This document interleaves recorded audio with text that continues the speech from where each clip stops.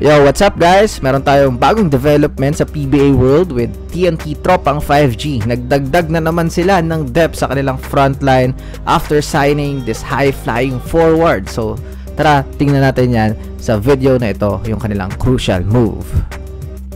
So, official na, 1-year contract si Tyrus Hill with TNT Tropang 5G. Former DLSU Green Archer, kilala as high flyer at energy guy.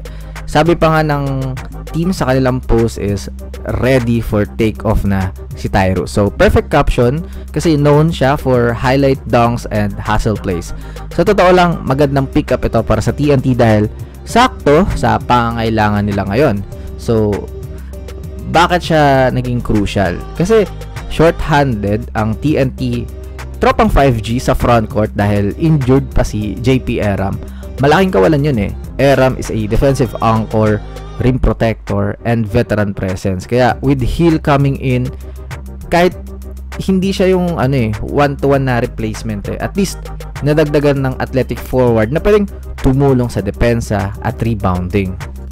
Kung iisipin, roller coaster ang career ni Tyrus Hill. Drafted 7th overall ng NLEX noong 2022, pero halos instant trade puntang Converge, and then napunta ng Blackwater, and ngayon free agent siya bago makuha ng TNT.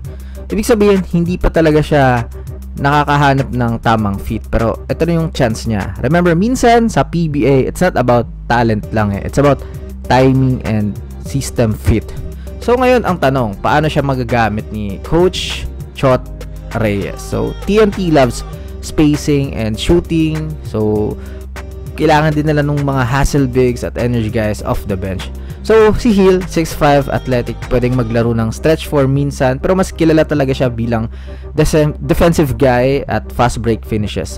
So think of him as an energy boost na kayang pumasok anytime at magbigay ng spark. So, magiging bagay siya kasi sa dami ng guards ng TNT, marami naman silang threat sa outside. So, nadagdagan sila ng lob threat.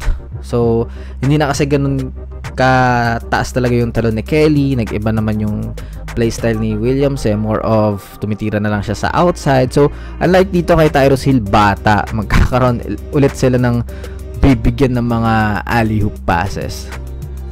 So, hindi ito blockbuster signing pero smart move siya. TNT doesn't need another star He need role players na magbibigay ng tulong sa rotation, lalo na ngayong season 50. Hill has nothing to lose everything to gain. At kung makahanap siya ng groove dito, baka maging long-term piece siya. Ang takeaway natin dito, minsan yung career revival starts with the right opportunity, and mukhang ito na yung pagkakataon ni Tyrus Hill.